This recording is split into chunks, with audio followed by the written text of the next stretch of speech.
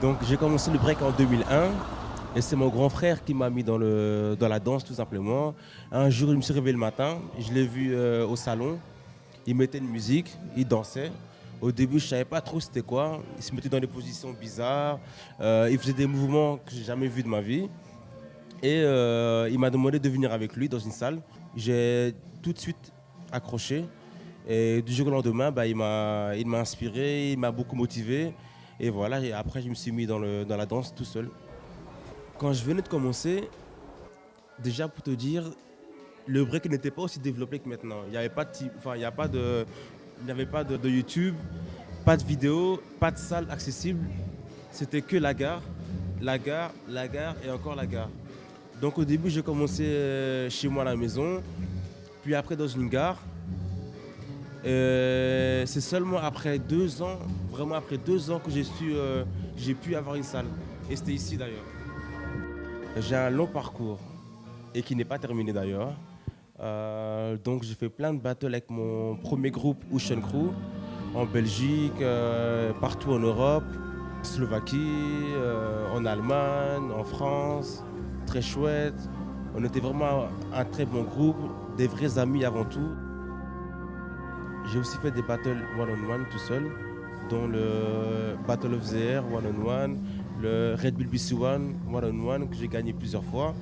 Pour ce qui est des souvenirs, ça reste le Battle of the Air en Allemagne. Premier championnat du monde, le stress, les grands b-boys. On voyait les étrangers, les Japonais, les Américains, les Coréens. C'était une première pour nous, étant jeune. J'avais 18 ans et j'avais 4 ans de danse. Donc voilà, ça reste vraiment mon meilleur souvenir. Je pense que tout le monde le sait, je suis policier et c'est pas 8 heures par jour.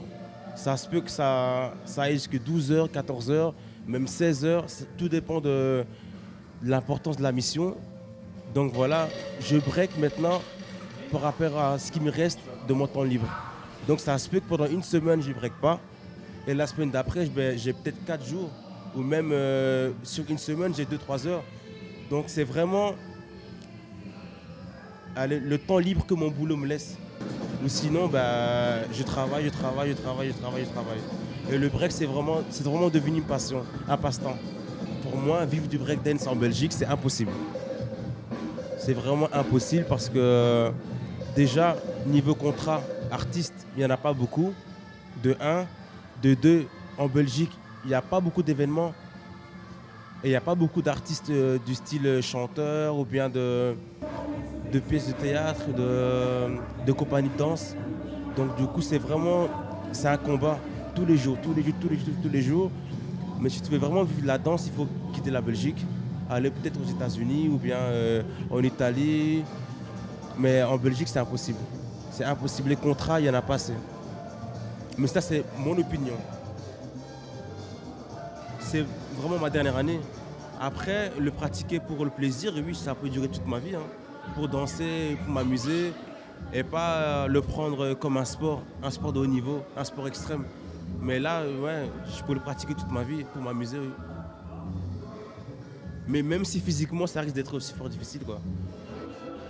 Sur 15 ans, peut-être que j'ai eu 3 blessures. Un au dos, une blessure à la main et un plâtre au pied. Mais sinon, j'ai jamais rien eu de super important. Parce que je prenais tout le temps soin de moi, côté hygiène alimentaire, au niveau du sport. Pas trop aller en boîte de nuit, pas trop boire de l'alcool. Fumer, ça, je fume pas du tout.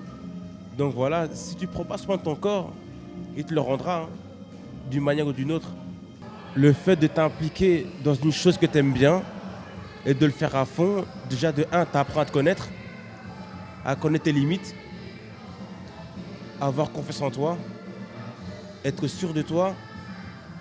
Donc voilà, quand tu te consacres à 100% pour une chose que tu aimes vraiment bien, tu n'as que de bons retours. Tu ne peux pas te dire du jour au lendemain, j'ai perdu mon temps, c'est impossible. C'est impossible.